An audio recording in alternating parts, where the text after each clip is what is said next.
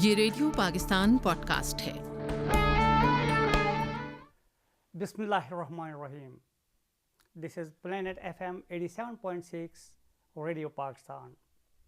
October 27 marks painful and darkest chapter in the history of Kashmir.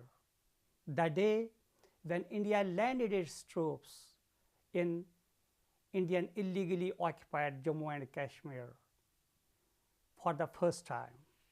Since then, Kashmiri people have been miserably suffering. We are going to discuss Indian devilish tactics, nefarious designs, and double standards. We have with us a senior analyst who also belongs to Indian illegally occupied Jammu and Kashmir, Dr. Syed Mujahid Gillani. Assalamu alaikum, sir. Walaikum assalam. Thank you for having me. Sir, first of all, would you like to throw light on the historic background of this day? Rightly, as you said in your introduction, 27th of October is not only a dark day in the history of Jammu and Kashmir, but I believe it is supposed to be considered as a very dark day in the history of all the freedom struggles that have been over the past 100 years at least. When we talk about 27th of October 1947 in particular, we must understand that Indian machinations and Indian conspiracy of actually invading the state of Jammu and Kashmir did not just sprout up in the month of October, particularly after the 22nd of October, as the Indians claim to do so. The most important thing is that the Prime Minister of at that time, that's Pandit Jawaharlal Nehru, always wanted to keep Kashmir as part of India. And today, as we know, Narendra Modi, after the 5th of August 2019, has actually completed the mission of what was at that time of Pandit Jawaharlal Nehru. 27th of October, as we predate to 3rd of June 1947 plan, that is according to which the Indian subcontinent was to be divided into two countries, Pakistan and India, and almost the 560 southern states were supposed to decide their future by either joining Pakistan or India. And at that time, the people of Jammu and Kashmir, that is on the 19th of July 1947, even before the inception of Pakistan, had decided to join and merge with Pakistan. But as we know, that is on the 15th of August when India came into being, and then Indian machinations continued to be so. On the 27th of October, that was very first time that the Indian troops landed on the airport of Srinagar, thereby not only invading the state of Jammu and Kashmir, but also accessing it with the Indian dominion. What is needed to be understood not only by common people and by the movers and shakers is that the people of Jammu and Kashmir, particularly of the peripheries, the area that today we know as Azad Jammu and Kashmir, had already rebelled against the Maharaja of that time. And that rebellion is the one that resulted in the freedom and independence of a very small area of the state of Jammu and Kashmir today that we know of as Azad Jammu and Kashmir. Since 27th October 1947, every day in Kashmir is Black Day. The way Kashmiri people are suffering, they are suffering miserably. But according to that day, did India underestimate the resolve of Kashmiri people, and they thought, okay, we are going to occupy this land, and after that Kashmiri people will be silent? I will agree with you on this particular note, since we must take into understanding that the aim and sole target of Indian dominion and the politicians at that time was to annex and invade the state of Jammu and Kashmir. That is what they believed, that if a military solution could exist to it, that if the military presence of India could essentially make the state of Jammu and Kashmir as a part of Indian dominion. However, what we see not only in the history books from 1947 till 1949 in particular, that the Kashmiris stood up not only against the Maharaja's forces, but also against the fully armed and equipped Indian forces as well. At that point in time, we must acknowledge the people of Azad Jammu and Kashmir, who not only had the resolve, despite lacking in the equipment and weaponry, they not only stood up against the Indians, against the Maharajas, but also liberated a very good portion of the state of Jammu and Kashmir. For today, it's 2025. When we talk about this conflict frozen in time, we must understand that the people of Jammu and Kashmir have sacrificed their lives, their time, their finances. More than 600,000 Kashmiris have been martyred ever since 1947, including the Jammu Nakba, the Jammu massacre that took place in 1947. So the people of Jammu and Kashmir never gave in. They never yielded to what Indian wanted. That is, even after 1990, when the armed resistance had started in the state of Jammu and Kashmir, and more than 100,000 Kashmiris were martyred. More than 22,000 Kashmiri women were raped, abducted. From 2019 to 2022, more than 1,000 Kashmiri women went missing. Despite all these atrocities, despite all these organized war crimes communicated and conducted by India, the people of Jammu and Kashmir still stand today. During these 78 years, what India achieved over there? Well, you see, when we talk about the achievement part, we must take it into different prism. If you're talking to an Indian, or if you're taking the Indian point of view on it, perhaps India has achieved a lot. From 1947, when the state of Jammu and Kashmir was given a partial autonomy in the way that they had their own prime minister, their own president, their own flag, that is the Indian illegally occupied state of Jammu and Kashmir. That eroded in 1965 when the designation of prime minister was changed to chief minister. And then in 2019, India completely annexed the state of Jammu and Kashmir, the Indian illegally occupied part, to the Indian dominion. Today, what we see and understand is that India is working at a very micro level, changing the curriculum of the Kashmiri students, influencing the youth of Indian illegally occupied Jammu and Kashmir, inciting them not only through jobs and finances, however, most major and important, failing in doing so. But sir, India never succeeded to win hearts and minds of Kashmiri people. Even they tried a lot. But I remember the words of Syed Gillani, who used to say, if India is going to make our roads by gold, even then we will not be able to salute India and admire India. So despite all these things, Kashmiri people, they never surrendered, they never accepted India by heart and mind. So what is the basic reason? That is so true, Baig Sahab, and I will go with this if we take a look into the history. From winning the hearts and minds of the Kashmiri people, that was actually a mission, that was actually an operation launched by the Indian terrorist forces, and then it transformed into Mission Pahal, Mission Sadbhavna, sorry, and this is what they tried. From one hand, on one hand, if we see the Indian forces were killing and martyring, they were maiming the Kashmiri youth.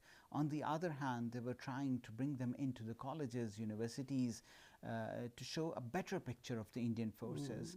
I would in fact quote and tell you about the different medical camps that were held, in particular in the Gurez Valley. That's a far-flung valley, mostly inaccessible during the winters, but the Indian army has actually conducted different medical camps over there as well.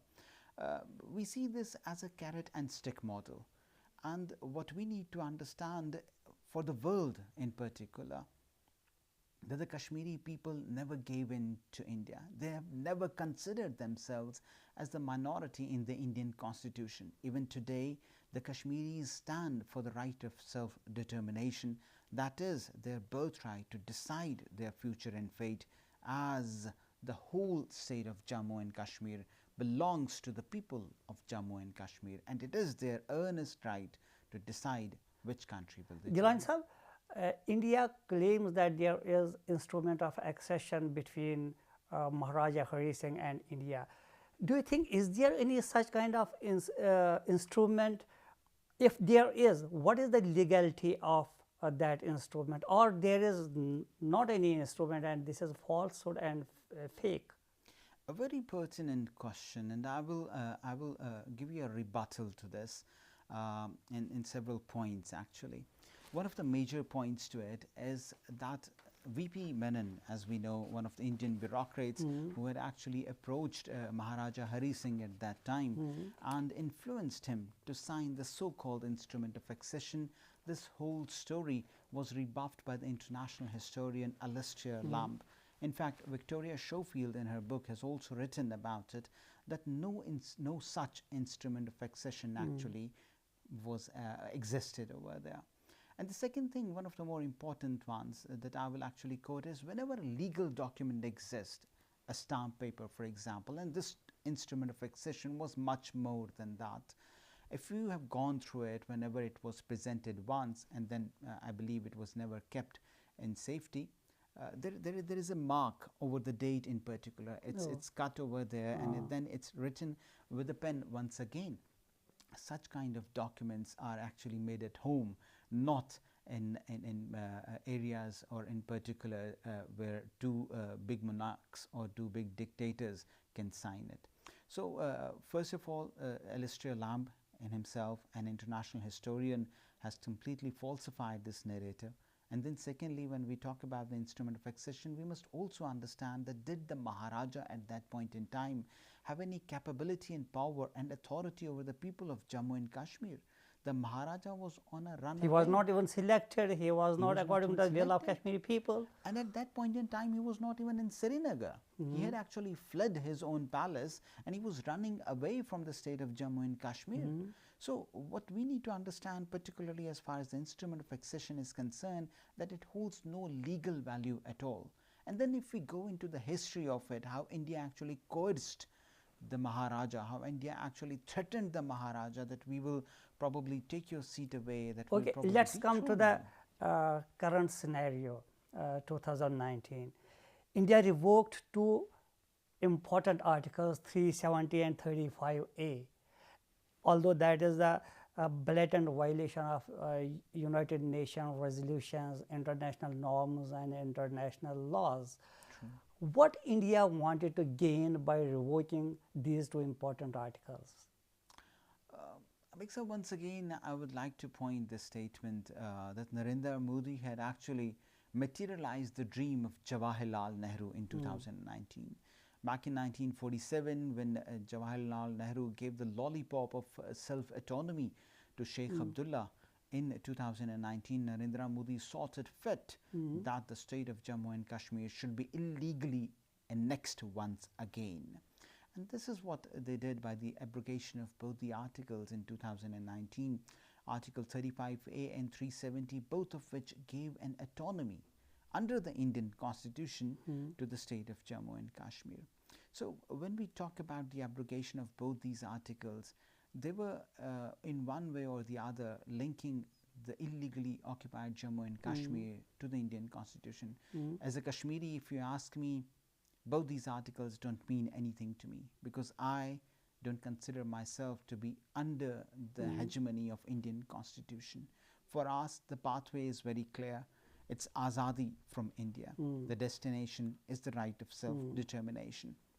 So although for once India wanted to show it to the world that this part in particular, the Indian illegally occupied Jammu and Kashmir, is the so-called Atut Ang of India.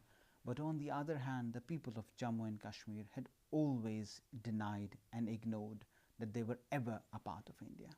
Okay, one more Indian stunt, that is bringing demographic change in Indian illegally occupied Kashmir. They want to change the demography. So will India be succeeded in this stunt, in this technique or in this tactic? If yes, how?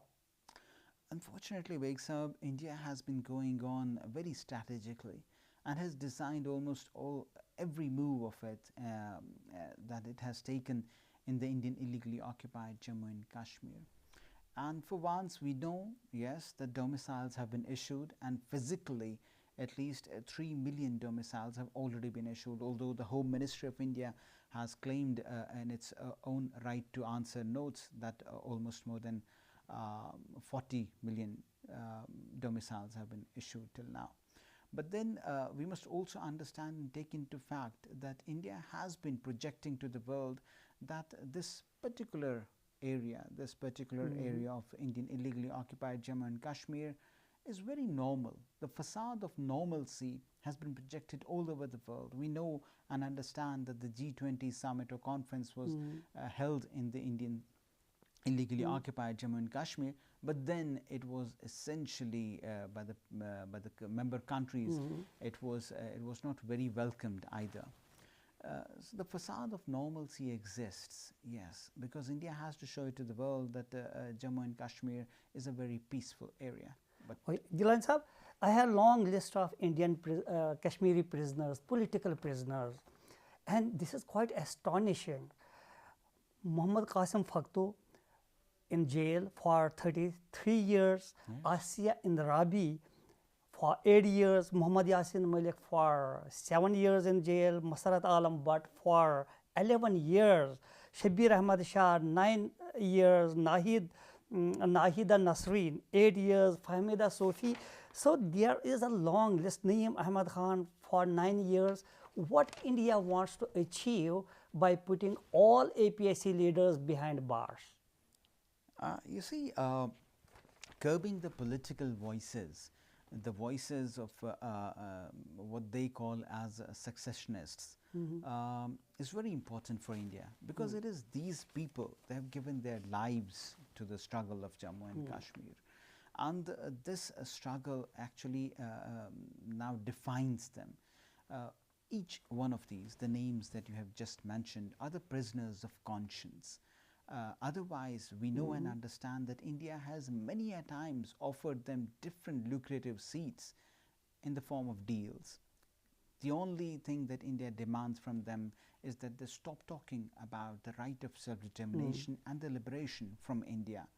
But this is not acceptable to any of these prisoners, from Dr. Qasim Faktu to Masrat Alam Bhatt Sahab to the female prisoners Nahida Nasreen, Asiya Andrabi Sahib or Fahmida Sufi.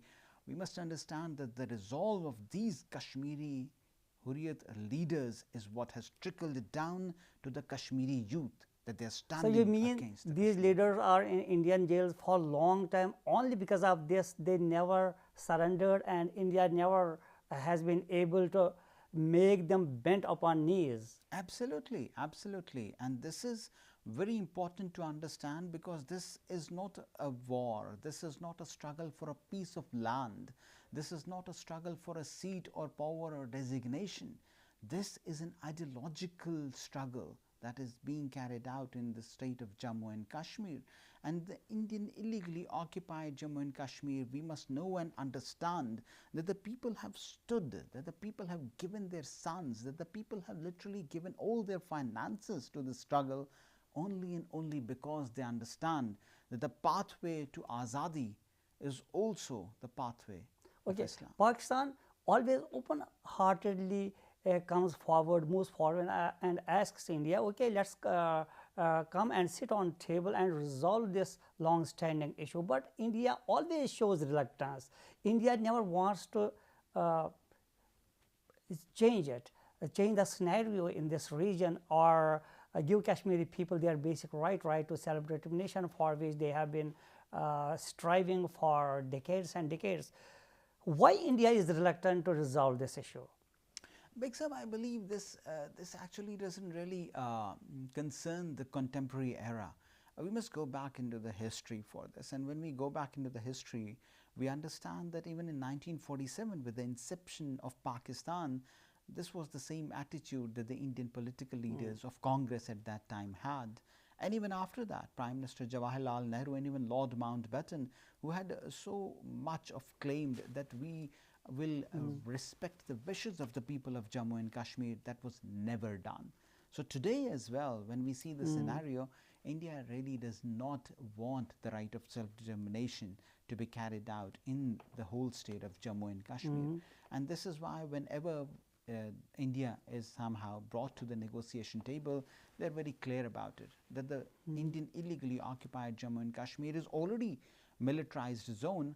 We are actually, the Indians are actually looking forward to Azad Jammu and Kashmir and Gilgit-Baltistan, and ultimately even Pakistan, to go for an Akhand Bharat. And this is not me saying it, it is a map in the Indian Parliament in the New Delhi that states exactly United this Bharat. statement. Yes. And India will never be able to succeed. That is just a fake and false rhetoric. Absolutely, absolutely. But we must understand the claims matter, and India does make that claim and makes that claim very openly.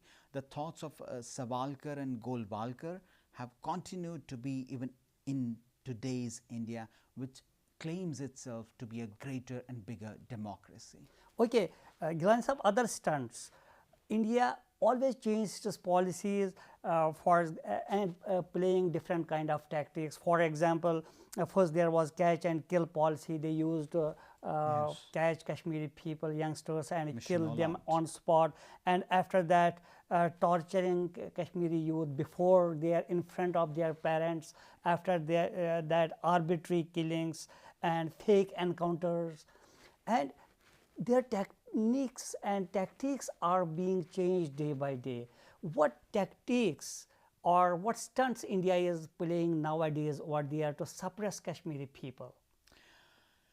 Unfortunately, as we know that the draconian laws still persist in the Indian illegally occupied Jammu and Kashmir, and because of those draconian laws, the Indian terrorist forces enjoy impunity. So if you have a Kashmiri family that resides within a house and that house is blasted away using bombs or chemical weapons and the family dies with it, nobody is going to ask the Indian army or the perpetrator anything at all.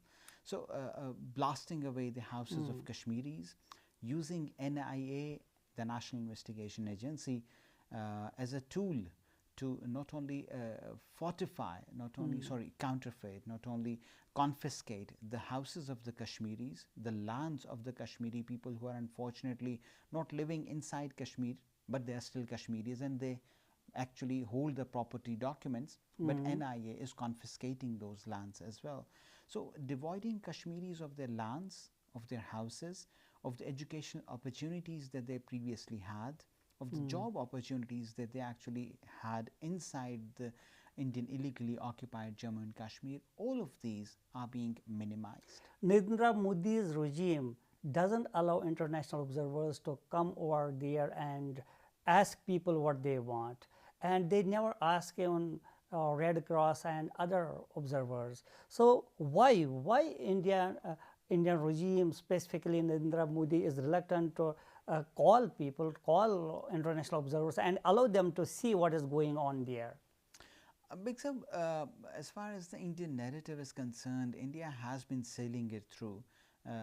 In particular, before and after the G20 summit, there were certain engineered visits that were allowed by Indian authorities, particularly of the European Union and of certain traders and businessmen and business tycoons from UAE in particular.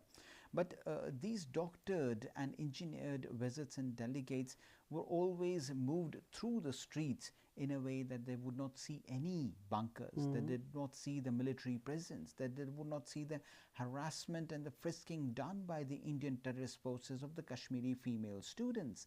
And not only of that, but also of the traders, of the shops and everywhere. So for once, India cannot actually show its real face to the world. Yeah. And India gets exposed. I must say, India gets exposed whenever such kind of an incident actually takes place. As far as the Azad Kashmir part is concerned, many international observers not only have been invited, they have been welcomed and hosted, and they've been shown each and every part of Azad Jammu and Kashmir. On the other hand, if I quote, this is October, and in the month of October 22nd, 1993, the Bijbehara massacre was carried out. In that Bijbehara massacre, 50 Kashmiris were martyred. We have 2-3 more questions. Pakistan always extends its moral, diplomatic and political support to Kashmiri people. How Kashmiri people see it?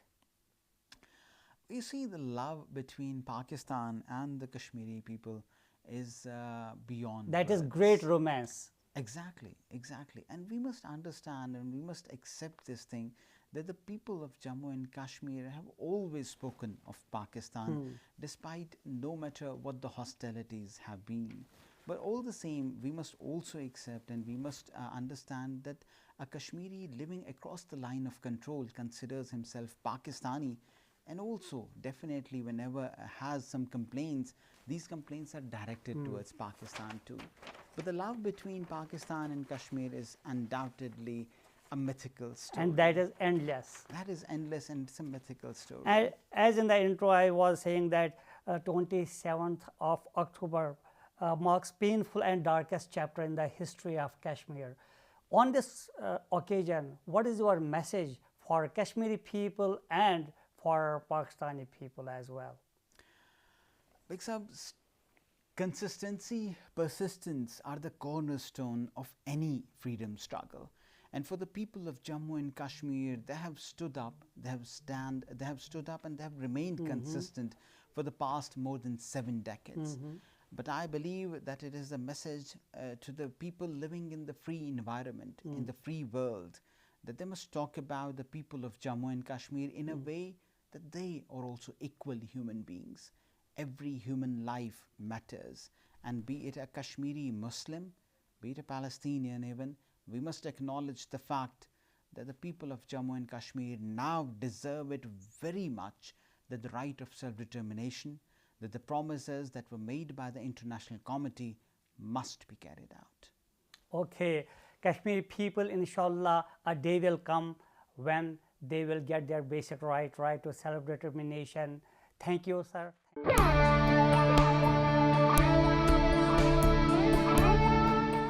ये radio Pakistan podcast है।